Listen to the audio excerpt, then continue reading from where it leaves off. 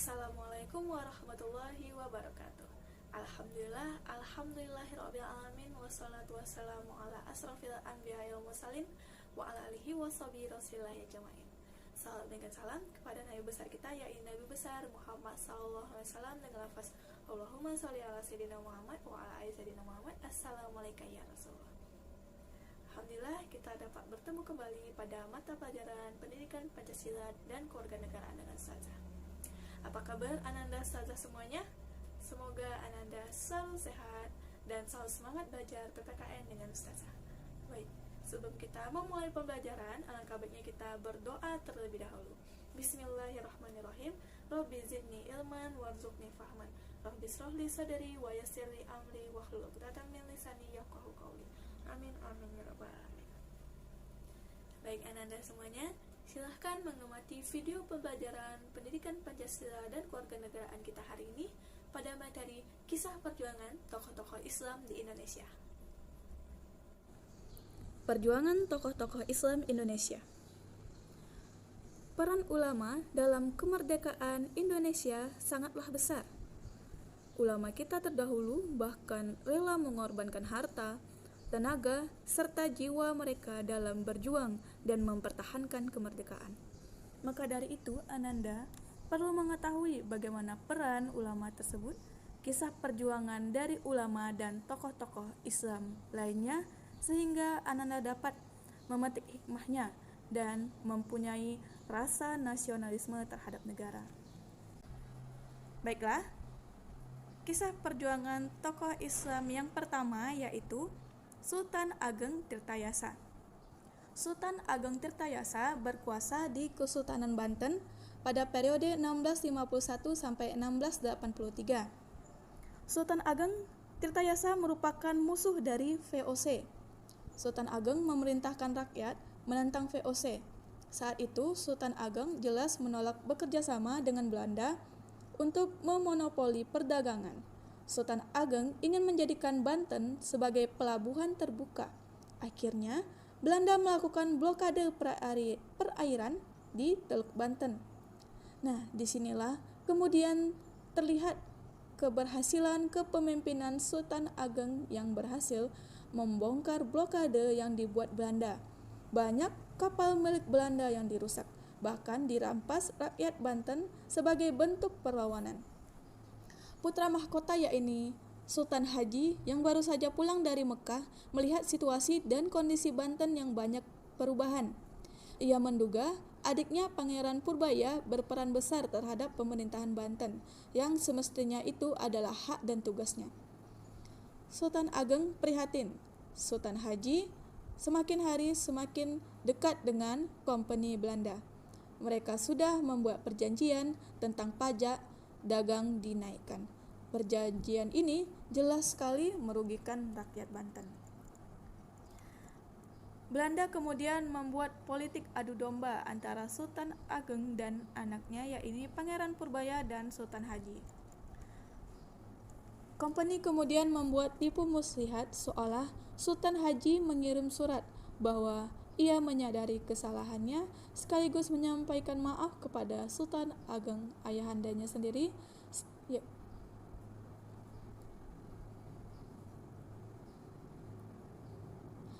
Setelah Sultan Ageng datang ke Surosowan di sela perbincangan dengan Sultan Haji, kompeni Belanda datang dan menangkap Sultan Ageng, kemudian dikirim ke Batavia. Sultan Ageng Tirtayasa menyerah karena memang dijebak oleh kompeni melalui perantara Sultan Haji. Namun, jebakan itulah yang akhirnya mengakhiri perjuangan Sultan Ageng di tanah Banten.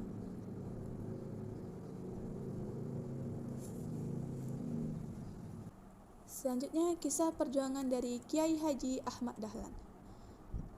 Kiai Haji Ahmad Dahlan lahir di Yogyakarta tanggal 1 Agustus 1868.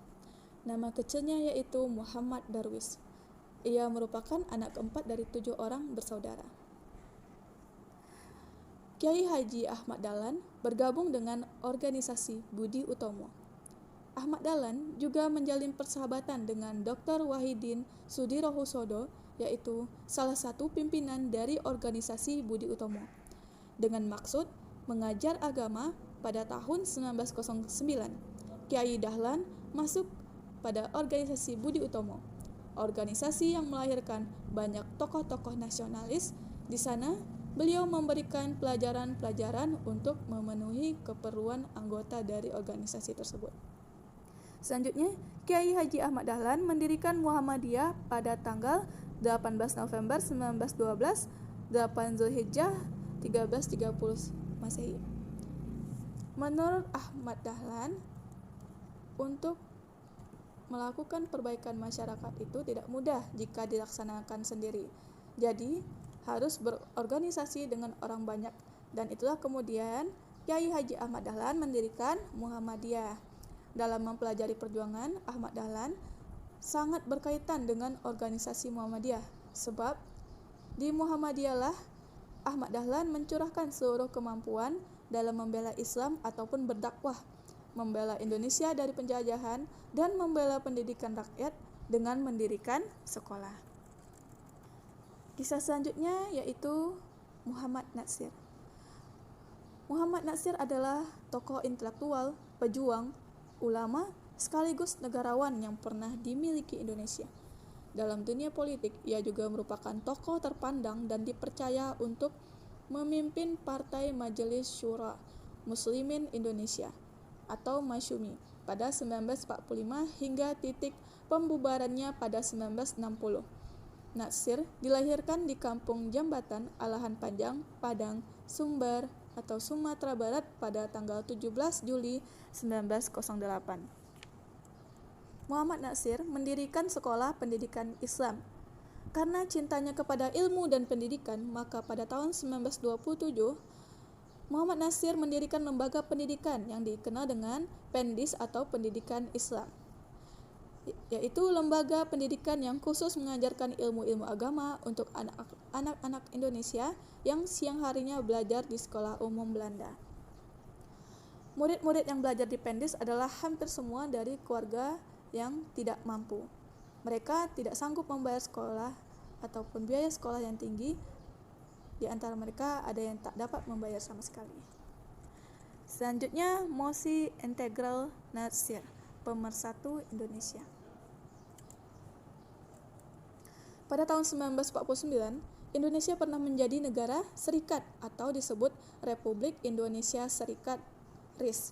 Artinya, saat itu Indonesia terdiri dari beberapa negara bagian. Terbentuknya RIS ini adalah upaya Belanda yang ingin memecah belah Indonesia yang sudah merdeka dan bersatu.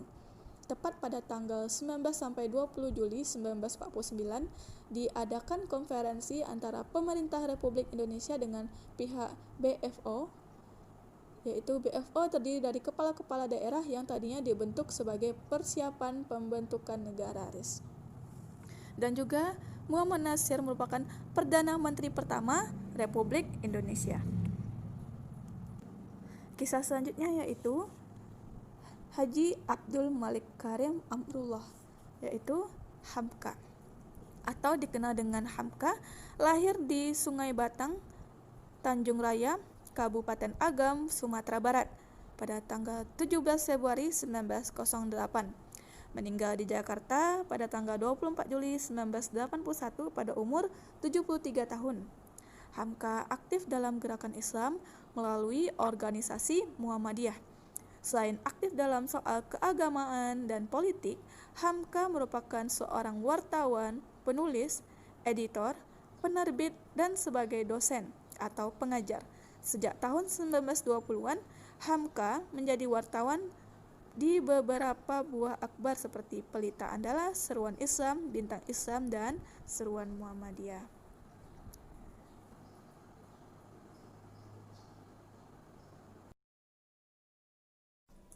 Baik Ananda, sekian materi kita hari ini. Semoga Ananda paham bagaimana peran ulama dan juga kisah perjuangan dari tokoh-tokoh Islam dalam melawan penjajah di Indonesia.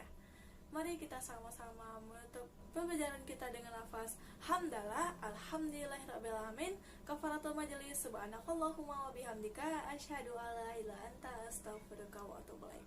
Sekian, assalamualaikum warahmatullahi